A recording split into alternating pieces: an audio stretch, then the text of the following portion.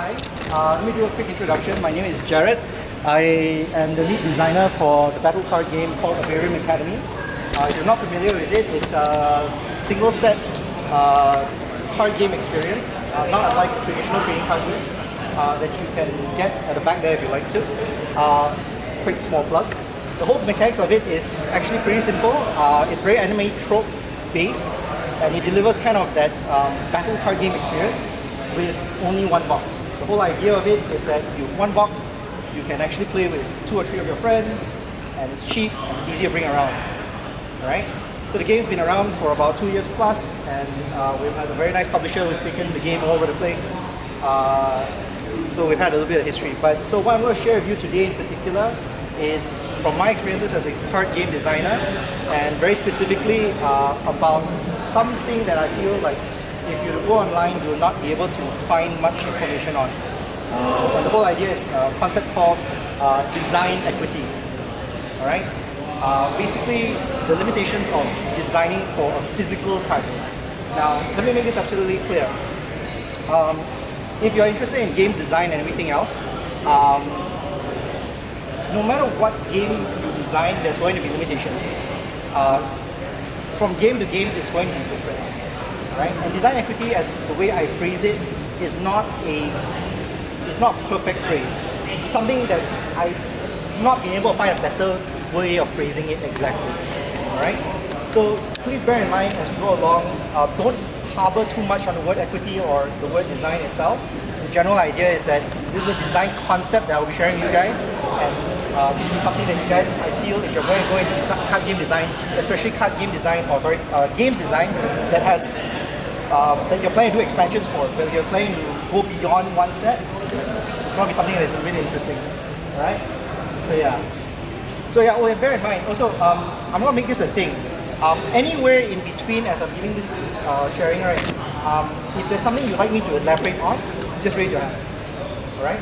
Just raise your hand. I'll say what I have to say on that slide, and then after that, I'll go directly to you, and I'll elaborate what you need. Alright? Okay, good. Alright. So let's define it a little bit. So equity as it's defined in business, right, is basically your total value of your business divided amongst your shareholders. Any of you guys study business here? Yeah, so this phrase should not be something that's too foreign to you, right? But in terms of design, right, the basic idea is that it's the space of design that you have, the kind of things that you can play with. Not very limited to only design space, not talking about mechanical space or anything else like that. We're talking about the game as a whole and how you can divide it, and the kind of maneuverability that you have when you're designing a game. Alright? And it's about preserving it that keeps your game playable. Right? So, yeah, kind of jumped the gun a little bit, I'm sorry. So yes, so it is about evaluating your game's needs and wants and needs. Being able to define, being able to differentiate between the two. Bear in mind, there is a difference between what your game needs and what your game wants. Okay? Because anytime you design a game, it is about sharing an experience. It's about creating an experience for a player. So there's going to be a lot of stuff that you think are going to be necessary for the experience, but at the end of the day, not so much. And you'll learn it along the way. Right? Yeah. So once again, I'm pretty much dedicating 3 slides to the same point. And that is, it's about what you should do, not what you can do. Alright? Alright. So keep in mind, whenever you're designing a game, as I mentioned earlier, it's about delivering an experience for your player. Now, a lot of people, when they talk about game design and everything else, they like to use the word fun. I think fun is very subjective. It differs from person to person.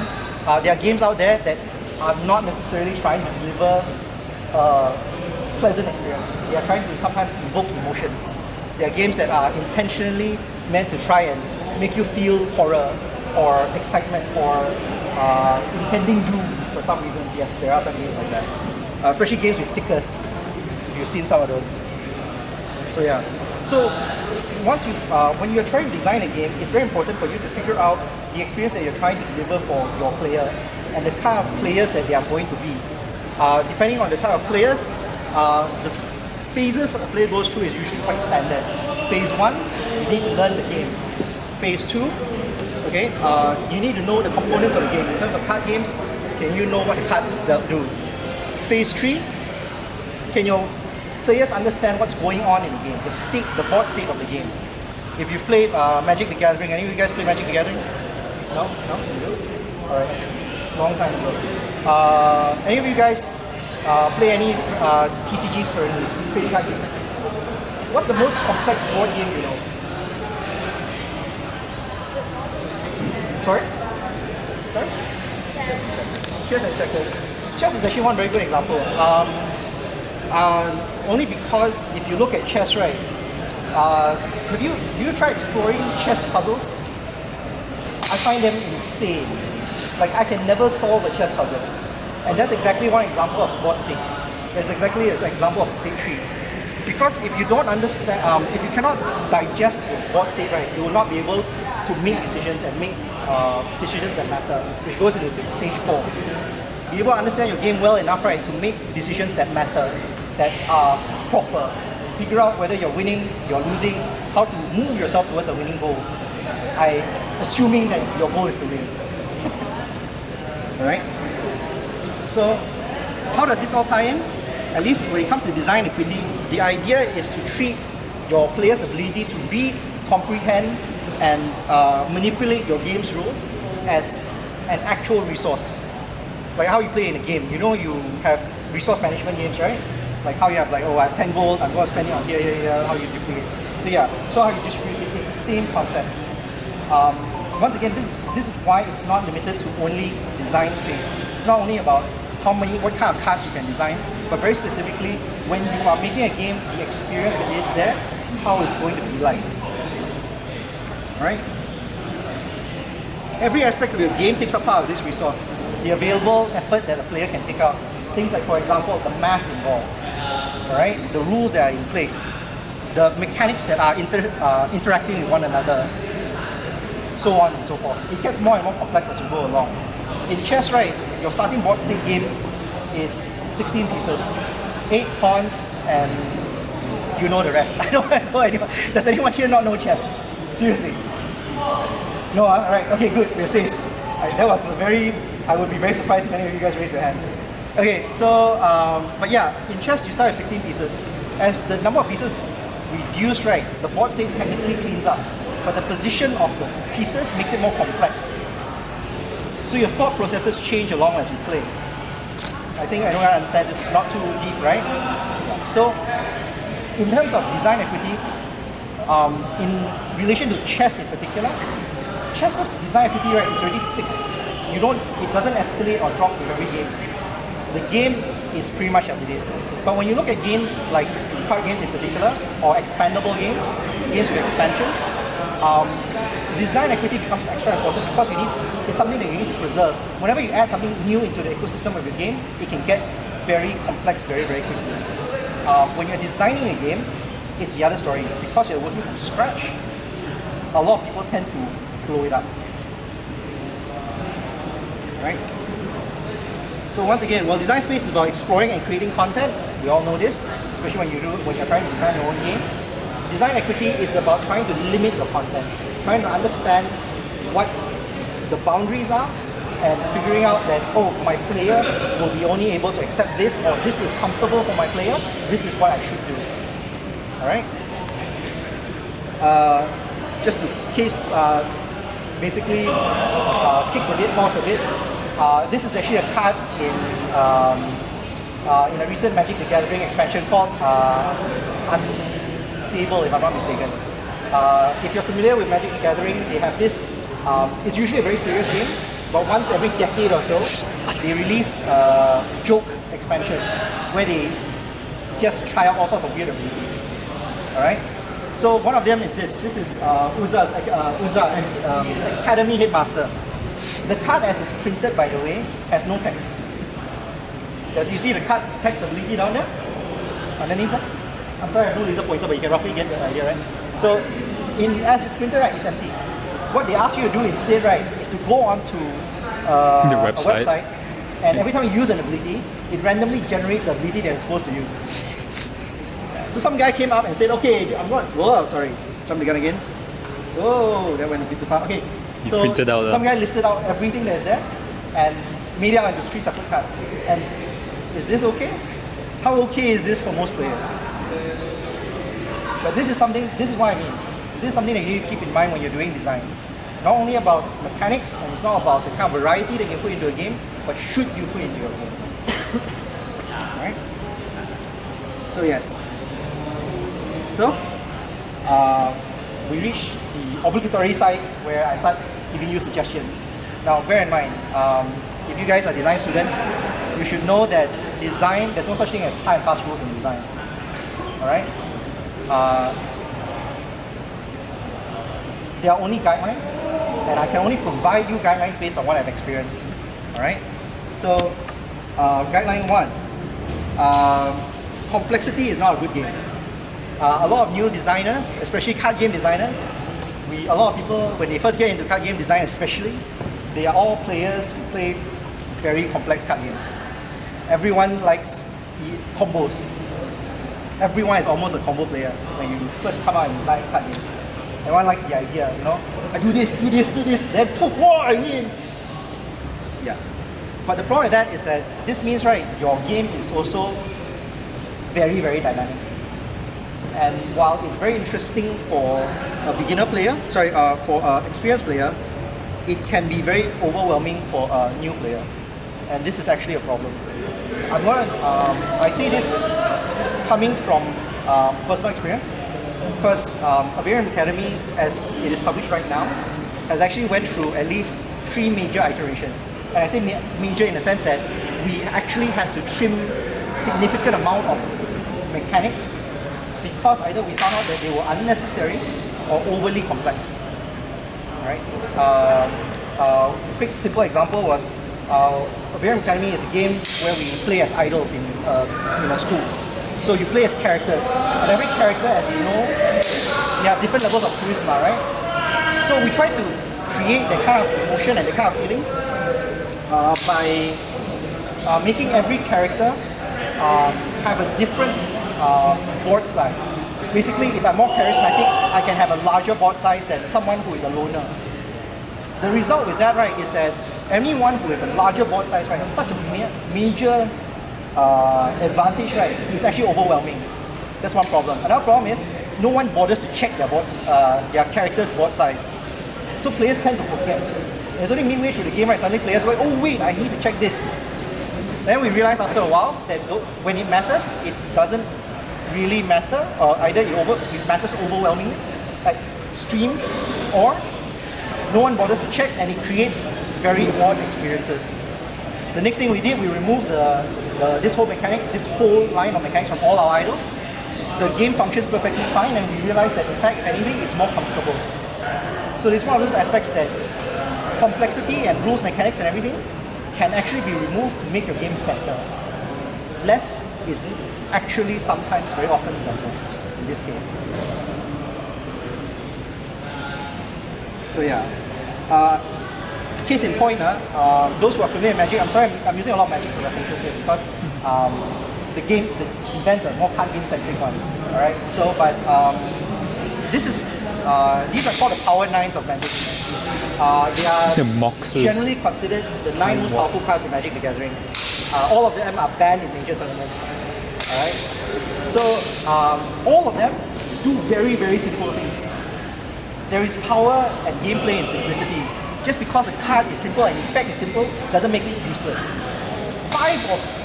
6 of these cards up there, all they do is provide you extra resource for that one turn. That's it. Really, that's it. Yeah, correct. And they are banned for the most part. So yes. The other 3, in case you're wondering, is allows you to draw 3 cards for stupid amount of cheap cost, allows you extra 1 turn, which, also for very cheap cost, and the last one I'm not sure. I'm sorry, I have to skip that one. Alright, so guideline number 2. You need to limit and structure your cards. The language you use for your game is very important. You need to make sure that it's easy to understand, players can easily reference it and don't have trouble trying to read it. Okay, I'm going to reference Vanguard here. They are actually being played. But if you're familiar with the English version of Vanguard, or a lot of English translated Japanese card games, you'll notice that their translations vary from expansion to expansion. Actually, in fact, sometimes it's just between cards.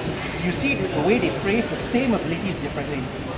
I'm not saying that you cannot understand it, but when it comes to players, eventually, you always have to read it twice to understand it. And these little bits here add up. Over time, what would have been a very simple game becomes very complex because your players constantly have to read their cards over and over again. These things add up.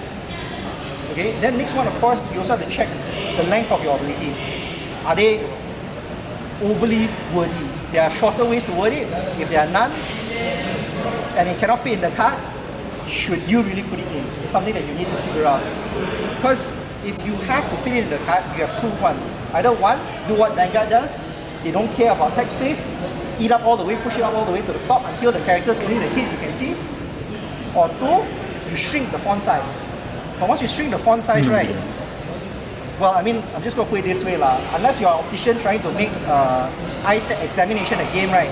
It's not really a good idea, alright? Okay. Then, guideline 3, reduce the clutter. I mentioned earlier about rules clutter, things that you think matter to the game, but actually doesn't matter as much as you think. As a guiding rule, always approach your game assuming there is clutter. Always understand there are stuff that you want inside that at the end of the day are not that meaningful to the game. With very few exceptions, most people will fall into this trap, especially when you're making more complex games. Right? Any of you guys here was here for Raman's talk just now? Raman's talk, the one before me. His one was actually a very good primer. He mentioned very briefly also as well over the variety of cards. Variety of cards is also an issue. The more variety you have in your cards, the more equity you take up for obvious reasons. Because there's more things for your player to keep in mind when you're playing. Can this happen? When I play this, can this happen? If I do this, can this happen? The more equity that's eaten up, it's harder for your player to manage everything. So yeah. So yes, that's pretty much it. How long did I take? I actually lost track. About 18 minutes by the camera. Yes! Okay, that's much longer. It's much shorter than I thought. Which is good. Because actually I wanted to give a lot of examples and everything else, but no one asked for elaboration. So, do you guys want me to elaborate on anything, or do you guys have any questions at all? Shoot! Oh, first question of the day. So, in regards to mental capacity, right? Yes. The mental equity. Is there really where do you find is the proper limit? Because I think if anyone spends long enough learning a game, they can eventually learn the game, expect how to play. But then, Yes. where is the? But then you also want to make your game approachable. What's your principle? Correct, you are right on that one, which is actually one of the toughest aspects of this whole idea. So bear in mind, the idea of design equity is something for you to keep in mind. It's not something that you can really stick a hard and fast rule to, as I mentioned. When it comes to players, right, everyone who designs a different game will have a different audience, and each individual audience, right, will have a range of players that can play it or accept it or like it. This range, right, is actually quite, can be quite extreme. I've had, using a Avarium as an example once again, we are not a game that is meant for the Uno crowd. I'm just going to put it this way. If you've tried a lot of card games and you say, okay, I don't like Magic, I don't like Yu-Gi-Oh, I don't like Pokemon, the only card games that I will accept is Cards Against Humanity and Uno. That's it. That's it. I give up on everything else. If that is your line, then Avarium is definitely not for you.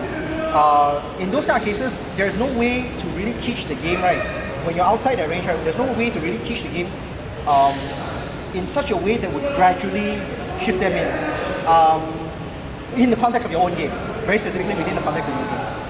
Perhaps there are other primers where, like for example, there are other simpler games that you can actually teach to your friend to try and help them leverage on those rules and slowly mature their ability to take the rules. That's one way of doing it, but in the context of a designer, it's not really something that we can really keep too much about. I guess that's the way I would look at it.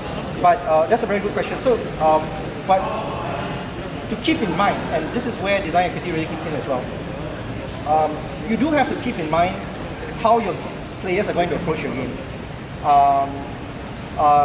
When you play video games have a very fixed way of teaching you the game system. They tell you that you're level 1, you can only do this. Don't worry too much about it, you're only going to fight level 1 monsters.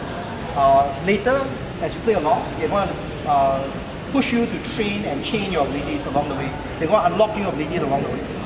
When it comes to a board game, the sad truth is that the only real way to create this similar experience, and which is a way to actually help wean your player along the way, is to blatantly on your rulebook tell players, if this is your first game, do this. Yeah. So, I mean, doing that also means that your entire game set will actually have extra pages of rules that very specifically build the scenario for the player. It's a give and take, but yes, that is part of the whole process. Oh, can I add something to that? Yeah, sure. I think having relatable teams also help with that mental capacity as well. And I'm speaking just coming out of what's his name's Rahman's new game, right? Yeah. So that one is a battlefield dominance game in several spaces, and you have to put units in certain spaces. And then, so as my first game, I went like, oh, okay, let's just spread all the cheapest units all around. Turns out that that doesn't really work in that game. So I didn't have that mental capacity to grok that, but because I expected it to work like real life. So the closer it is to a team that people already know, the less mental overhead they have to put to starting the game. Yeah, correct. So what Jen here has touched on a little bit is in design they call it piggybacking. The general idea that you can piggyback on established themes or concepts and make it in between for players to pick up your game easier. Piggybacking is a very basic form of game design, which is why I didn't really mention it as much. It is something that you should keep in mind if it's possible for your game. Yes? As a designer, your personal choice regarding clutter. Yes. There's the option of using lots of text. Yes. Okay. Versus decluttering the text by introducing of different icons. Yes. So the learning curve at the beginning is a lot higher for the icons. Okay, but then later on, all I have to do is recognize the icon and I will understand the rules. Which was your personal choice? I think, okay, so like in all cases like this, a balance is necessary, but that's it. My preference, if you are a beginner game, is to go with text. The reason being, the faster a player, for me I feel, the faster a player can start the game, the better. Then if you later say like, so when you do the text thing, and you know that you don't want to have too much text, you automatically force yourself to make simpler abilities. So when you do this in conjunction, your game naturally becomes easier. So what happens is your complexity, right, is automatically lessened as a result of that. This is something that you can do as a cross-check for yourself. Then what happens is icons and shorthands, right, you can actually reuse later.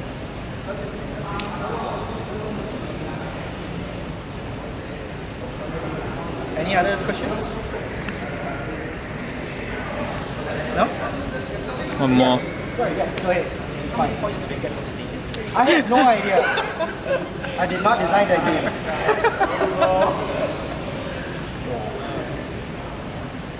But yes. So yeah, if there's no other questions, no, seriously, any other questions? It doesn't even have to be a variant or even the topic that I have. If you have any general design questions, game design questions, I'm more than happy to start a conversation with you right here, right now. Yeah, because I still have time. Right? Well, I'm not keeping time. Well, you got 25 minutes now. Okay, you're in 25 minutes.